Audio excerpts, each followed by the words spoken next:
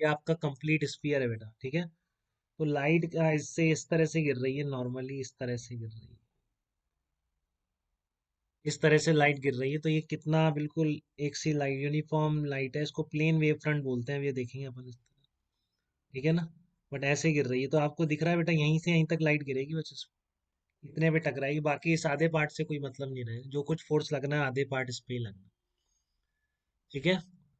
अब मैं ये फोर्स कैसे निकालूं, क्योंकि लाइट इसमें कंप्लीटली रिफ्लेक्टिंग वाला केस ले रहा हूँ, ये स्फीयर अभी कंप्लीटली रिफ्लेक्टिंग है, एब्जॉर्बिंग वाला भी निकाल लेंगे, पहले रिफ्लेक्टिंग वाला देख रहे हैं, उससे आसान है एब्जॉर्बिंग वाला।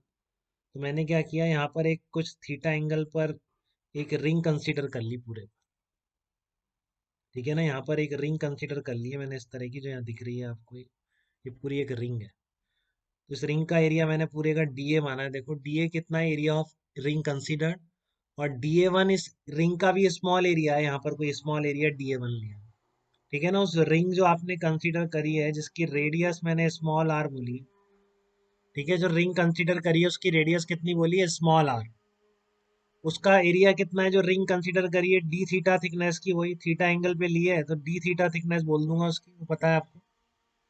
तो वो जो रिंग है उसका भी कोई small area DA one consider करा है, जिसका area vector radially outward direction में हो, और रे ऐसे गिर रही है, देखिए इस तरह से आ रही है जो लाइट आ रही है, समझ पा रहे हैं इस चीज को। तो पहले इस डीए वन पे लिख रहे हैं हम फोर्स कितना लग रहा है, फिर ऐसे बहुत सारे डीए वन का करके हम डीए का निकाल देंगे, और फिर डीए का जो फोर्स आ रहा होगा इस रिंग पर उसको इंटीग्रेट कर देंगे, थीटा की वैल्यू की सारी रिंग कवर हो जाए।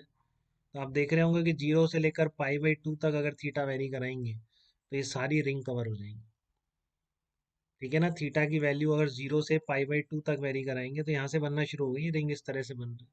तो पहले रिंग पर फोर्स लिखेंगे, रिंग पर फोर्स से पहले मैं डीए वन पे लिख रहा हूँ, तो रिंग के फोर्स को तो डीएफ बोलूंगा, बट इस डीए वन एरिया पे जो फोर्स लग रहा है उसको मैं डीएफ वन बोल रहा हूँ। तो पहले डीए वन का फोर्स निकाल रहा हूँ, तो प्रोसेस फिर से वही है मेरे पास, और कोई प्रोसेस नहीं है ना, आपको समझनी है कोई, जितना समझेंगे उतना खोएंगे, तो मैंने एग्जैक्ट आपके सामने रख दी है, ठीक है। इस डीए पर आपको फोर्स निकालना है, तो पहला स्टेप क्या है, आप single photon P one reflect हो गया, देखो यहाँ से रिफ्लेक्ट होके कैसे जाएगा, कंप्लीटली रिफ्लेक्टिंग इधर जा रहा होगा, तो ये कितना है, थीटा है, तो ये भी थीटा है, तो रिफ्लेक्टिंग भी थीटा हो जाएगा, ऐसे जाके इधर चला गया। तो इसका मोमेंटम चेंज कितना आया, किस डायरेक्शन में आया, बताइए। पहले इधर था इसका, तो ये एंगल थीटा था, तो ये वाला टेंजेंशियल कंपोनेंट तो अनचेंज रह गया इसका, बेसिकली इधर था पहले P one cos theta, P one sine theta, इधर चला गया पी वन कॉस थीटा, मतलब यहाँ से लिख दीजिए आप चाहे, नहीं नहीं ये थीटा नहीं है, इधर गया ना पी वन, तो आपका ये वाला कंपोनेंट अनचेंज रह गया, पहले भी कितना था, पी वन साइन थीटा था, अब भी ये पी वन है एक तो, और जाने वाले का पी वन ये वाला है, इधर देखिए इधर पी वन है और एक इधर पी वन है। तो इस पी वन के कंपोनेंट कितने आएंगे, कॉस थीटा साइन थीटा, ये जो पी वन आ रहा था इसके कॉस थीटा साइन थीटा, तो फिर से क्लियर है कि नॉर्मल डायरेक्शन में 2p1 कॉस थीटा चेंज आ गया, ठीक है ना। भूपेंद्र क्लियर है क्या बेटा, एकदम change in momentum of single photon. अरे यार ये मैंने उल्टा सीधा कर दिया, कोई बात नहीं, 2p1 कॉस थीटा कर देते हैं अपन तो सिंगल फोटोन, ठीक है ना। तो let force on considered ring of radius, तो इधर इधर इसका 2p1 कॉस थीटा चेंज आ गया, ठीक है। तो 2p1 कॉस थीटा की वजह से फोर्स कितना लगेगा, मैंने आगे करा है इसको, चलो हम पहले फोर्स की बात कर लेते हैं, बाकी फिर फोर्स में मोमेंटम को बाद में कन्वर्ट करेंगे। तो इसका मोमेंटम चेंज इस डायरेक्शन में आया, क्लियर है बेटा आपको, फोटोन का मोमेंटम चेंज की डायरेक्शन यही है। तो इस पर फोर्स की डायरेक्शन कितनी होगी, डीए वन पर इस डायरेक्शन में फोर्स लगेगा, जिसको मैंने डीएफ वन बोल रखा है, ये क्लियर होनी चाहिए। रिंग का जो स्मॉल एलिमेंट डीए वन है, इस पर फोर्स किस डायरेक्शन में लगेगा, डीएफ वन की डायरेक्शन में लगेगा, ठीक है ना। तो इस रिंग पर देखो, flat force on the considered ring, जो पूरी रिंग पर डीएफ है वो तो मेरे को निकालना है।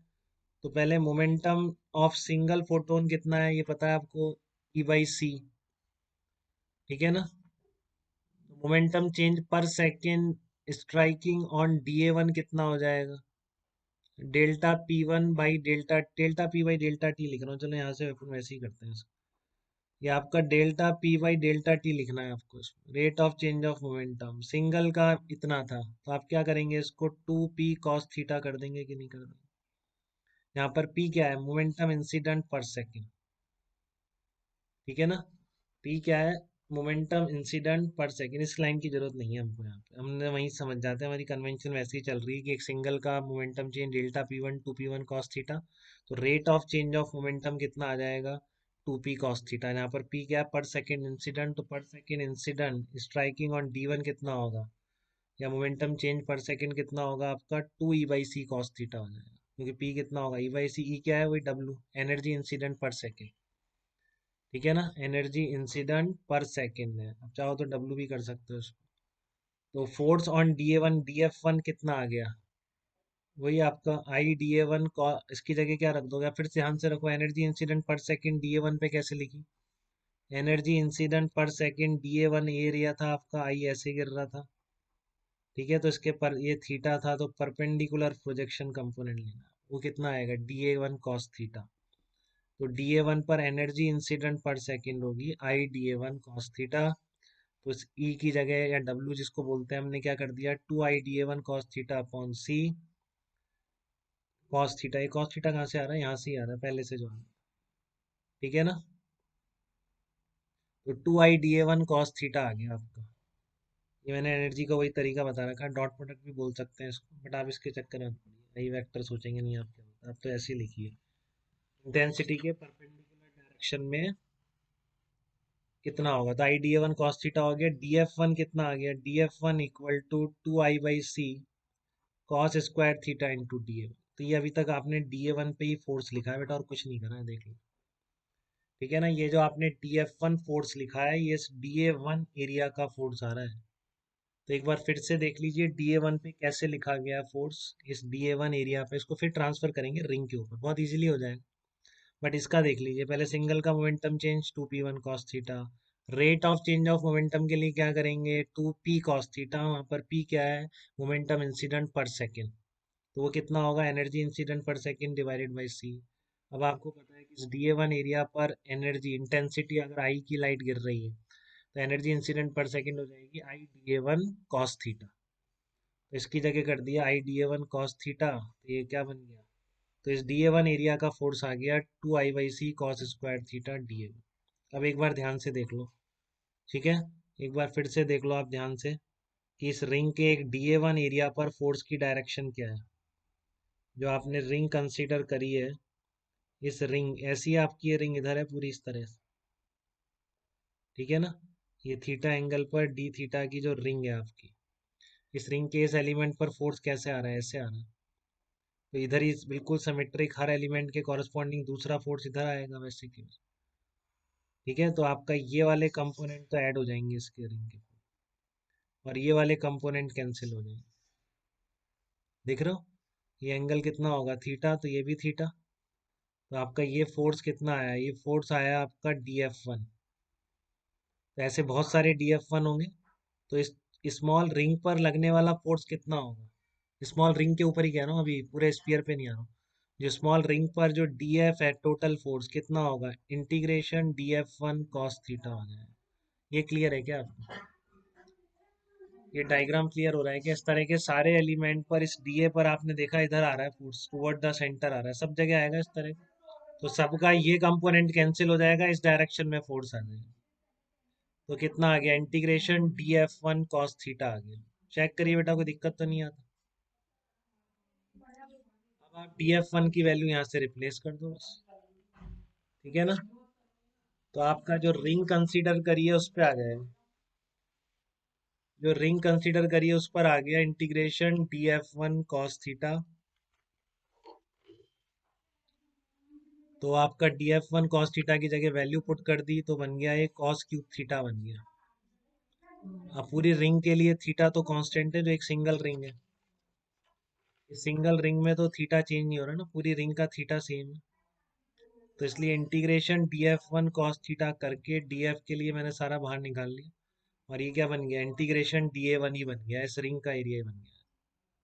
इस रिंग का एरिया कितना होगा? Length into width 2πr into R D theta. तो ये आपका इस स्मॉल रिंग पर फोर्स आया है इस direction, 2I/c cos cube theta. और स्मॉल आर की जगह आर साइन थीटा रख दिया, वो तो कर ही सकते हैं, अब ये आर साइन थीटा होगा। तो 2πr sine theta into R D theta. ठीक है, तो अब इसको आप इंटीग्रेट करेंगे 0 से π/2 तक, तब आपका पूरे हेमीस्फीयर पर, इस पूरे पार्ट पर फोर्स आ जाएगा। इस सारी रिंग का फोर्स आप ऐड कर देंगे कि देखो कितना सिस्टमेटिक प्रोसेस है बेटा। पहले इस BA1 का लिखा था, उससे पूरी रिंग का लिखा, पूरी रिंग का, एक रिंग का आने के बाद पूरे स्फीयर पे निकालने के लिए फिर से इंटीग्रेट कर देंगे। तो कितना आ जाएगा इंटीग्रेशन करने के बाद, कहाँ से कहाँ तक करेंगे, 0 से π/2 तक। अब ये आपको आता होगा, आपने पढ़ लिया इंटीग्रेशन पूरा, 2 मिनट में कर देंगे। साइन थीटा का कॉस थीटा को टी मान के जैसे भी करें, तो फाइनल आंसर ये आता है। ये याद रखना है बेटा, ये बहुत कॉमन केस हो गया स्फीयर। रिफ्लेक्शन वाला कितना आता है, I πr² /c आता है। ठीक है ना।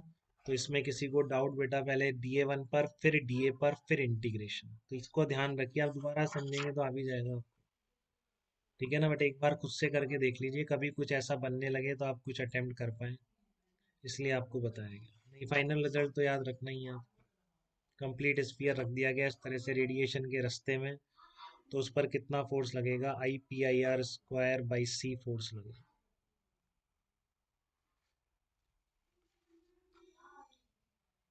हाँ बेटा, कोई कुछ पूछना चाहेगा इस